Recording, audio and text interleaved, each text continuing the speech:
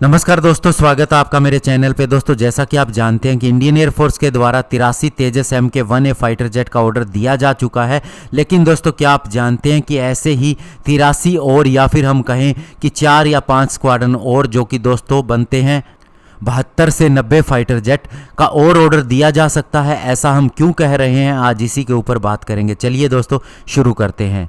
दोस्तों, आप जानते हैं कि हमें हमारी स्क्वाड्रन स्ट्रेंथ को 42 तक लेके जाना है और अभी ये काफ़ी ज़्यादा कम है। तो ऐसे में हमारे नए एयर चीफ चौधरी ने ये कहा है कि हमारा एम है कि हम 42 स्क्वाड्रन तक पहुँचे, लेकिन ये अगले 10 से 15 सालों तक होता हुआ नहीं दिख रहा। उन्होंने कहा कि हमारा पहला लक्ष्य होगा कि हम 35 स्क्वाड्रन तक पहुँचें। ऐसे में दोस्तों, उन्होंने कहा कि जहाँ तक तेजस MK-2 और AMC प्रोग्राम की बात है, तो हम ये मानते हैं कि इनका काम पूरा होने में 2030 तक हम पहुँच जाएंगे, यानी कि इतना समय लग जाएगा। तो ऐसे में इनका प्रोडक्शन शुरू नहीं होगा। और इसका कहने का सीधा सा मतलब ये है दोस्तों कि 2030 के बाद में जाके ही हमें AMC MK-2 और तेजस MK-2 भी मिलने शुरू होंगे या उनका प्रोडक्शन शुरू होगा।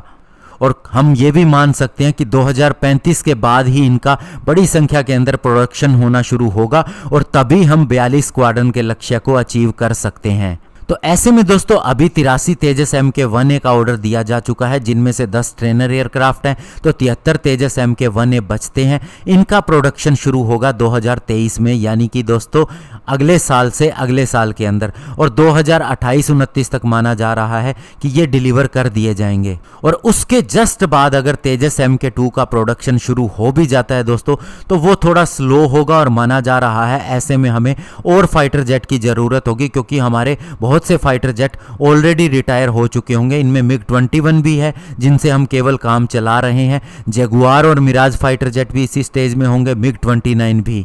तो ऐसे में दोस्तों, इसकी बहुत बड़ी संभावना है कि तेजस MK-1A का प्रोडक्शन पूरा हो और इंडियन एयरफोर्स कहीं बाहर ऑर्डर देने की बजाय हाथों हाथ इनका 70 से 80 फाइटर जेट का ऑर्डर और दे दे। तो ऐसे में दोस्तों, उस समय जो तेजस MK-1A आएगा उसके अंदर क्या डिफरेंस हो सकता है, क्योंकि दोस्तों ये भी माना जा रहा है तब तक हमारे तेजस MK-2 और AMC की टेक्नोलॉजी बहुत ज़्यादा मैच्योर हो चुकी होगी। तो ऐसे में उसके अंदर और ज़्यादा नए एडवांस एवियोनिक्स और वेपनरी दी जा सकती है। और सीधी सी बात कहें तो तेजस MK-2 के लिए डेवलप टेक्नोलॉजी भी इसके अंदर दी जा सकती है, यानी कि दोस्तों ये फाइटर जेट हो सकता है तेजस MK-1A और तेजस MK-2 के बीच का। इसे कोई भी नया नाम भी आप दे सकते हैं। लेकिन दोस्तों, इसके लिए सबसे ज़रूरी जो चीज़ है वो ये है कि जैसे कि HAL ने लक्ष्य रखा है कि हर साल 21 फाइटर जेट को बनाने का और इसे और भी आगे बढ़ाने का, तो हमें कम से कम 30 फाइटर जेट एक साल के अंदर बनाने की क्षमता को अचीव करना होगा। तभी हम इनकी संख्या को पूरा कर सकते हैं। और साथ ही जो टेक्नोलॉजिकल एडवांसमेंट होगी उसे भी हमें इसके अंदर जल्द से जल्द इंटीग्रेट करना होगा। धन्यवाद। जय हिंद।